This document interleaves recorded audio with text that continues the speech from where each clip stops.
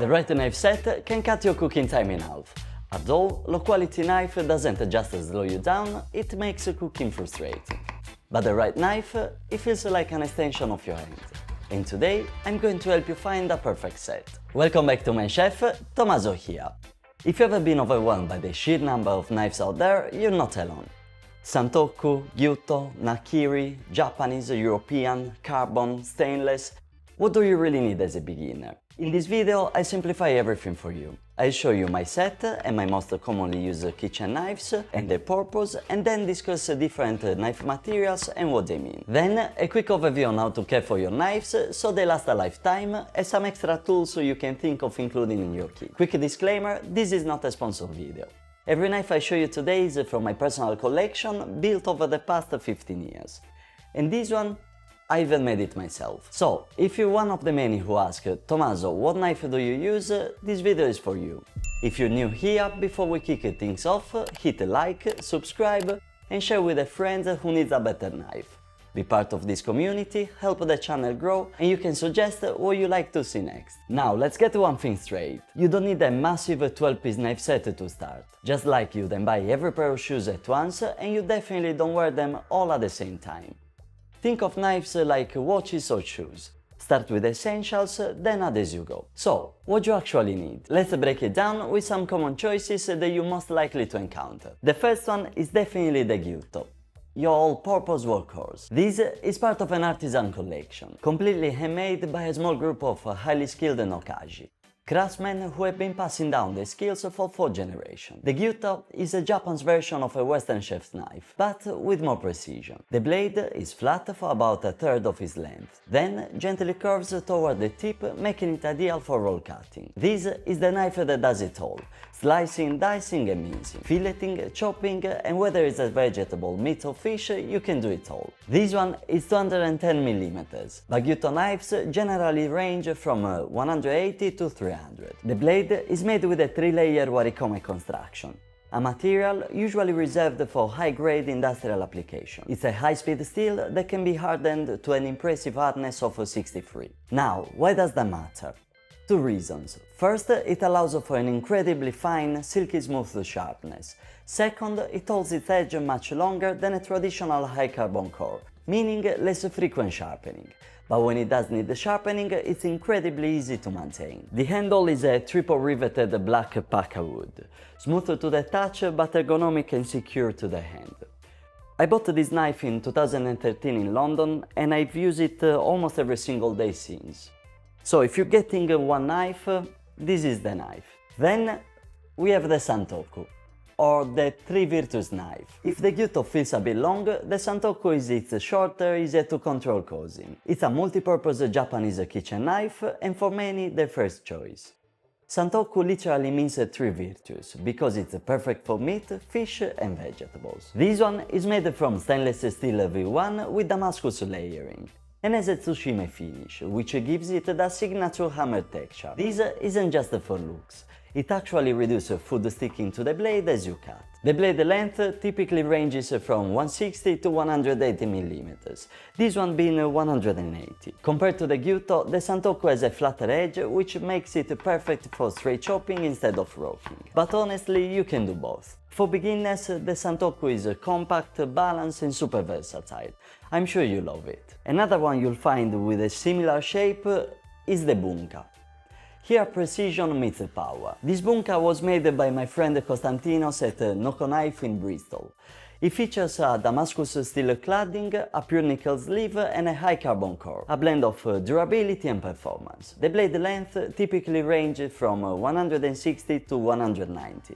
And this one is 190mm. I use it for everything: chopping, slicing and even intricate detail work. The real bonus is the Kiritsuke style tip, or KT, which allows for ultra precise cuts. If you're looking for a knife with a character, something that stands out and feels really like an extension of your skills, the bunka never disappoints. The following is the nakiri, or the vegetable samurai. I have a soft spot for the nakiri because the first time you try one, it really feels like your mise en place can be smashed in a minute. But also because I made this one myself. The blade length again goes from 160 to 180mm. this one being on the far side. The material we use to make it are Damascus steel for the cladding, pure nickel sleeve and a high carbon core. The wood we use is beech from the area of Bristol. Now, if you're serious about vegetables, an akiri is a must-have. For the next one we go a bit smaller and we have the kobunka, which is the smaller version of the bunka and is designed for precise work. This one is from the Atsukokoro family. The blade length is typically 80 to 120 mm, this one being 90. It has a K-tip for intricate jobs, perfect for when you need fine control. The steel is Aogami Blue Pepper 2, which is similar to white pepper steel but with added tungsten and chromium. In essence, it stays sharper longer and resists rust better than carbon steel, or blue one. It also has a kurouchi finish, a traditional matte black coating that helps reduce reactivity and has a rugged look. This knife is my go-to for garlic, ginger, chilies, trimmings and any decorative cuts. It's small, nimble and incredibly sharp. I absolutely love this little guy. Now, the next one is a Honezuki Japanese knife. And it's a knife with a very specific purpose. It's a boning knife designed for breaking down poultry and trimming meat. As you know, I've been vegan for over 7 years, so I don't have much use for its original use anymore. Instead, I use it as a petty knife or similar, especially when I'm cutting fruits with tough cores or anything small and seeded, where my other knives could get damaged. This one is a 150 mm and has a triangular stiff blade with a pointed tip. It's solid and surprisingly heavy, about 260 grams, which is a lot for a knife this size. The Japanese carbon steel used in this knife ensures a razor-sharp edge while making it easy to sharpen. But like all carbon steel knives, it needs care. Now, a serrated knife, or the underrated MVP. If you're surprised that it's in the list, don't be, cause this is my Victorinox bread and pastry knife, and I've had it for the past 12 years. It has an ultra-sharp wavy edge and a slightly curved blade, making it perfect for bread, tomatoes and delicate pastries. Don't overlook this, cause I've seen chefs work an entire kitchen using just a serrated knife. And if you've been there, I know you saw a guy just like him doing all type of mise en place and beating the guy with a 2K Japanese set. At the end of the day, knife skills will always beat expensive knives, period. Last but not least, we have the last arrive home, which is a big beast, I know, the Chinese cleaver. And this one is made from North Knives. I wanted this knife so bad for my new venture in Thailand, but all the knives that I was looking at were too heavy for the size I wanted, and I knew this one was going to be a custom work. So I sent my exact specs to Jack for a strong, versatile but not too heavy knife. And you can check the full video on how I achieved this on his channel. I'll put the link in the description. Now, this one might not be the first knife for everyone, but if you already have the skills, a cleaver like this can handle everything, even the most detailed work. And in this part of the world, the cleaver is the gyuto. It's the all-purpose knife they rely on. That's it, these are the knives they actually use the most, and I brought them in my suitcase. Everything else is coming in a cargo from London. But if they haven't made it in today's video, they aren't essential. Still, they're all my babies. Before I give my suggestion for the set you should want to start with, let's quickly discuss what you need to know about the material so you can make your choices. And here's where people get confused. Do you go for stainless steel, iron, Damascus or carbon steel? Let me break it down really simply. Stainless steel, it's easy to maintain, resists rust but loses edge faster. High carbon steel, it's super sharp, durable, but requires more care. Then Damascus steel, it's mostly aesthetic if you ask me. It looks beautiful, but performance really depends on the core steel.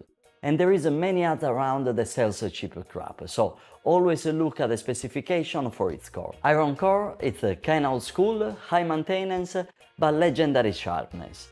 For beginners, I would go stainless or carbon steel. If you don't mind a little extra maintenance, high carbon is really a game changer. Talking of care, your objective is to make them last forever.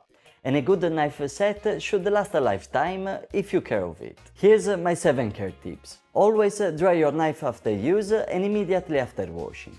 Have a cloth always close to your board so you do not forget. Hone and sharpen your knives regularly to keep the edge aligned. I do my honing and sharpening always on the stone. It relaxes me and it's a great skill to learn and a great way to connect with your knives. Then, never ever put your knife in a dishwasher. Just wash it with water, dry it well, and oil or wax your high carbon knives to prevent rust. If they rust, it's normal. Use your knife and make the most of it. They're there to be used, not to be watched. There are always ways to remove rust and make them as new. Use a magnetic strip, blade guard or knife block for storage. Lastly, I can't believe I have to say this, but never use glass or stone chopping boards. Also, avoid the hardwood. Take care of your knife and it will take care of you. So, finally, if I had to recommend just 3 knives for a beginner, I would go with a chef's knife first. A gyuto or a santoku as your all-purpose workhorse. Second, a paring knife. Kobunka is my personal suggestion for small, precise cuts.